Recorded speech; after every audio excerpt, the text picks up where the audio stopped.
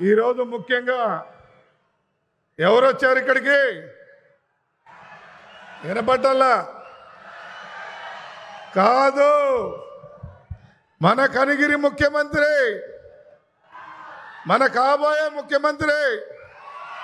అవునా కాదా?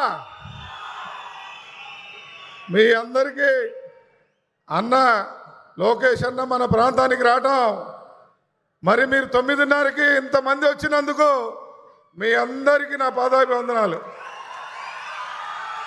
ఎందుకంటే నేను చెప్పా, అన్న నువ్వు ఏ టైం చెప్తే ఆ టైంకి మన వాళ్ళు ఇక్కడికి వస్తారని చెప్పి అన్నని చెప్తే నేను 9:30 కల్లా వస్తానని చెప్పేసి మన లోకేష్ బాబు గారు ఇక్కడ రావడం జరిగింది. మరి ముఖ్యంగా ఈరోజు ఈ ప్రాజెక్ట్ అయితే నేనైతే అడగలేదు. నవంబర్ 19వ తారీఖున రిలయన్స్ కంపెనీ వారు మరి మన రాష్ట్ర ప్రభుత్వం డిస్కస్ చేసుకునేటప్పుడు ఎంఓయూ అయిపోయిన తర్వాత మన లోకేష్ బాబు గారు వెంటనే మన కనిగిరి ప్రాంతంలో ఈ రిలయన్స్ కంప్రెస్డ్ బయోగ్యాస్ యూనిట్ని పెట్టాలని చెప్పి వారు కోరారు. అంటే అడగకుండా ఇచ్చిన మన నాయకుడు. అందుకనే నేను ముఖ్యమంత్రిని సంబోధిస్తూ ఉన్నాను. ఎందుకంటే ఈ ప్రాంతంలో ఇటువంటి సంబరం జరుగుద్దని నేను ఎప్పుడు కల్లో కూడా ఊహించలా.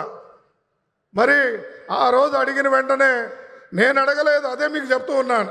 మీరందరూ ఏమనుకుంటారంటే మన బొడ్డోడు వెళ్ళి అక్కడ తిరిగి లోకేష్ అన్నతో కొట్లాడి తెచ్చి ఉంటారని మీరు అనుకుంటారు. కానీ నేను అటేం జరగలేదు. అది ఆయన యువగలంలో పాదయాత్ర వచ్చినప్పుడు నాకు ఆనందం వేసింది. ఎందుకంటే నేను గెలిచిపోతున్నానని. ఎందుకంటే యువగలం పాదయాత్రలో మీరు చూపిన ఆదరణ అన్న ఈ ప్రాంతం మొత్తం కూడా చూశాడు. చూసినప్పుడు గుర్తుపెట్టుకొని ఈ ప్రాజెక్టుని మరి రిలయన్స్ కుటుంబంతో ఒప్పించి మన ప్రాంతానికి తెచ్చినందుకు వారికి కూడా నా పాదాభివందనాలు తెలియజేస్తూ, మరి రిలయన్స్ కంపెనీ వారు కూడా ఇక్కడ ముందుకు వచ్చినందుకు వారికి అభినందనలు తెలుపుతూ, మరి మీరందరూ మన అనంత్ అంబానీ గారు వస్తారని చెప్పి చాలామంది ఇక్కడ ఆశపడ్డారు సార్. కానీ ఆయన పాదయాత్ర చేయడం చేత రాలేని చెప్పారు. కానీ మన లోకేష్ అన్నకి వాళ్ళిద్దరు మంచి క్లోజ్, వాళ్ళ మిత్రులు. ఇబ్బంది ఏం లేదు మనకి.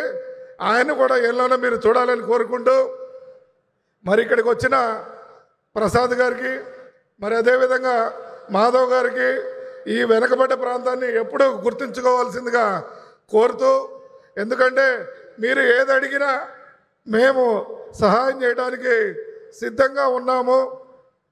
ఇక్కడ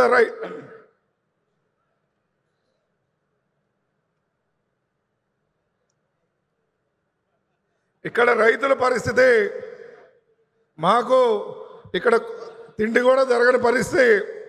ఈ ప్రాంతం నుంచి 74,000 మంది వలసలు ఉన్నారు సార్. భారతదేశం కాదు, ఏ దేశం వెళ్ళినా మా కనిగిరి వాళ్ళు ఉంటారు. ఎందుకంటే అంతా ఇక్కడ జరగని పరిస్థితిలో ముసలి తల్లిదండ్రులు ఇక్కడ వదిలిపెట్టేసి బతుకుదేరి కోసం మీరు ఎక్కడికన్నా పోండి, కొద్దిసేపు ఆగితే మీది ఏ ఊరని అడగండి, వాడు గ్యారెంటీగా 1 గంటలో కనిగిరని చెబుతాడు. అంతమంది వలసలే. నేనైతే బాధపడుతుండేవాడిని. ఇటువంటి ప్రాంతాల్లో పుట్టాము, ఈ ప్రాంతానికి ఏమి చేయలేకపోతున్నామని నా మనసులో బాధ. ఎప్పుడు ఏదో ఒకటి ఇక్కడ చేయాలని ఒక తపనతో ఉండేది. కానీ ఆ బాధ నుంచి నన్ను విముక్తి కలిగించారు మన అన్న లోకేష్ అన్న గారు.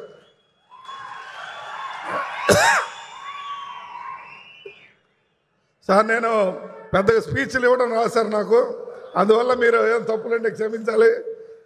ఎందుకంటే ఈ ప్రాంతం ఎట్ట బాగుపడాలి, మనం ఎట్ట ఉండాలి, మా రైతుల పరిస్థితి ఏంది, రాంగ ఇంకా మిగతా వాళ్ళు కూడా వలసలు వెళ్ళి మా బిడ్డలు బాధపడుతున్నారు.